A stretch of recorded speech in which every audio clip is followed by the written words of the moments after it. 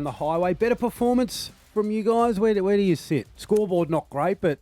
Yeah, I think it was slightly better. We fell away late. They got a couple of goals late that made the scoreline out to 40 points. But to be within 10 at three-quarter time, or I think it was 14, and have the start we did, I think we gave up maybe 25-point lead early on. So there's a bit of fight there, a bit of spirit. A lot of guys probably played themselves into a little bit of better form. But obviously still not good enough to get anywhere near Geelong.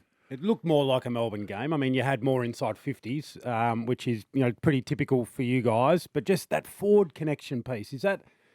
Yeah. If you could say, we want to fix this one thing, would that be it? Because you've had more inside 50s and taken 5 inside 50 marks. That's not going to get it done, is it? Yeah, Melbourne Geelong games over the last sort of 10 years, I reckon we would have won the inside 50 count almost every game. Sometimes we win, sometimes we lose. So I don't think the inside 50 count's a massive indicator in our games with Geelong. A lot of their guys had a lot of marks, including Mark Oppo's, Guthrie, the young kid O'Sullivan. There was some stat finders down there with marks. Look, it's something we're always trying to get better at. We probably were a bit behind the 8 ball in terms of when we started our offense regime, and some of the teams that are doing really good at it, like Hawks and Crows and Gold Coast, have been doing this sort of way of playing for sort of 5-6 years. What's the morale like at Melbourne? So you're four rounds in, not on the board. What's it like? What are you doing? You don't want to be 0-4. So I think you got to talk about that, and we'll do that this afternoon. But also, I look back at my 16 years, and there was a few of them where we were wooden spoons. If not, we might not be wooden spoons because GWS and Gold Coast were in their first years, but pretty much a wooden spoon. And I'll look back on every year, and I've learnt something in every year, and I've enjoyed every year, and I've made friends in every year, and I've had fun in every year, even with some really bad years. So I've got to live in the now. I've got to live right now and realise that I'm in one of those years where I'm going to learn a lot of stuff. I'm going to have a journey. We can still play finals. Like, that's not way out of the picture. But it's going to be when I look back in 5 years and go, geez, 2025, remember how we learnt through those first few weeks and we're able to find ourselves at the back end. Yep. So that's what I'm really excited to be a part of this year. You've been to the top. You're a premiership captain. Is the hunger the same to do it if you've already done it and you've got that medal? You know that no one can ever take that away from you. Does the hunger come off a little bit, having satisfied and scratched that itch? It's funny. The term premiership hangover, I used to always think it was like you just over-celebrated. And then I quickly learned that a premiership hangover is more around that you try and chase that football that you played. So in 2021, we won 17 in a row, with 7 at the back end of 21 and then 10 at the start of 22. And forever for that next couple of years, we were chasing that 21 football. We hadn't changed, adapted to what 22 football, 23 football, and now what 25 football is. I think we're past that now, but certainly those first few years, we were chasing 21.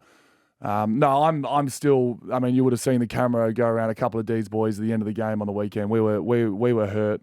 We're really keen to get our season back up and going, and I don't have long left. I'm in my last wild. Tassie are coming into it, so but I don't have long left. So it is a matter of urgency now. Essendon next week. There's a really good chance. Well, this week Essendon.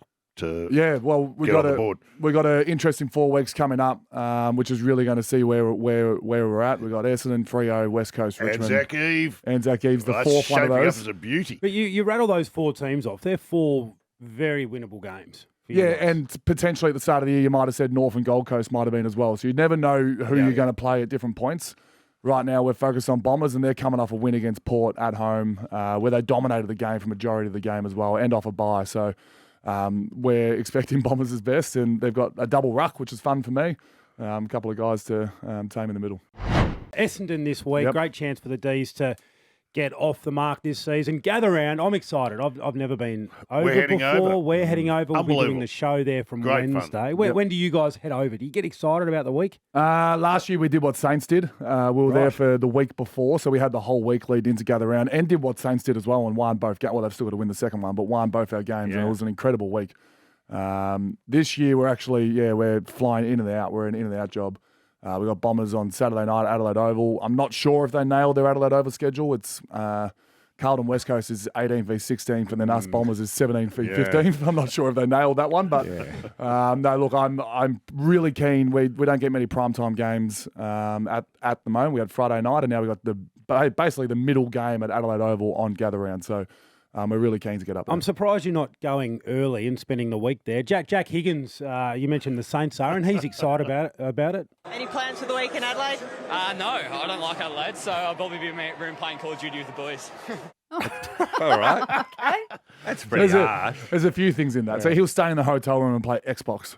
Yes. The whole time. The whole time. I mean, Adelaide, it's a 1 or 2 night type I love stay, Adelaide, but then you said to me off air, I don't have to live there. And I thought, you're right, I've never been sober there. Tourism South Australia have called Jack. They're after an ambassadorship role for him. I haven't had a great run in Adelaide. I've been sued in the Supreme Court and I've been named on the floor of Parliament.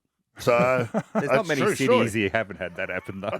We've always had an issue with WA kids. They always want to go back home. And then everyone always has a WA. With South Australia, no one ever wants to go back home. He just contract people to keep. Hey, can I ask you this? So we saw a big, I don't want to say overreaction, but we saw the queues out the front of the MCG after a couple of idiots got caught with guns. Yep.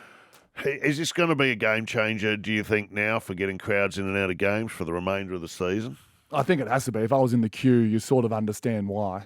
Yeah. I certainly think the overreaction is good. I think that's better than an underreaction.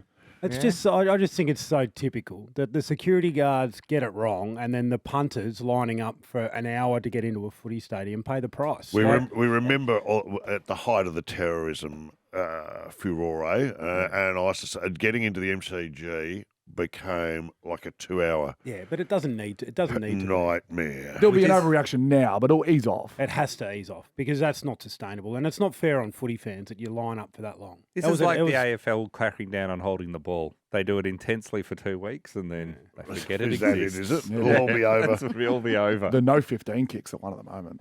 They're getting on that. They're hot on that. Is that frustrating as a player when you feel like the goalposts change? I think it's just, in particular, that rule, because the umpire has to get those words out, no 15, in the matter of a second. It's such an advantage for the defensive team. Because you don't know if it's going to be 15 or 16 metres, and the umpire quickly calls it, and then bang, you get tackled, and it's turnover. Because it's one of the worst turnovers you can have, a no 15 in the back half. Yeah, it has sped the game up. It has. Do you get the heads up? Do you get a heads up? Hey, we're gonna be tough on this today. You just watch the Thursday night game, and that gives you which is fine unless you are the Thursday night game. If you are the Thursday night, you're in a bit of trouble. But the no 15's been pretty strong the whole way through. And can I ask you this? Do the umpires still come in and check your stops before the game? No, remember a junior? I used to love remember that. the junior? All right, you'd have to line up and put your. It's a big up. deal, They wasn't come it? back. And I reckon my first year of AFL, they were still sort of doing it. But no, it's certainly gone off now. I think cameras could pick that up if someone was wearing metal studs. They needed to do it because we walked into the change rooms once and we were playing a team and there was an opposition player on the other side that Stephen Baker did not like. And he's told this story, so I'm not throwing him under the bus. But he had a file. And he was sharpening his stops into points. We stepped in. We said, "Mate, he was chalking him like a pool cue." Exactly. But mate, you're gonna really hurt someone with those. Well, why do they make metal studs? What sport uses metal studs? Rugby, I think. Do they? Yeah. Oh. They've phased it out a lot of places because they had it in baseball, they had it in lots, but they phased it out. Playing it against the Pines, and the guy had a knife down his sock. I thought, that's a bit much. Yeah, that's and an ankle Pines. bracelet on the other. And an ankle bracelet on the other. Oh, good luck. Good to see you. I think it's all going to turn around for the D's this week. Enjoy Adelaide. We'll see you over there. See you over at Gather Round, yes. You come out and have a couple with us. Maybe the night before. Maybe the night after. Good on you, Maxie.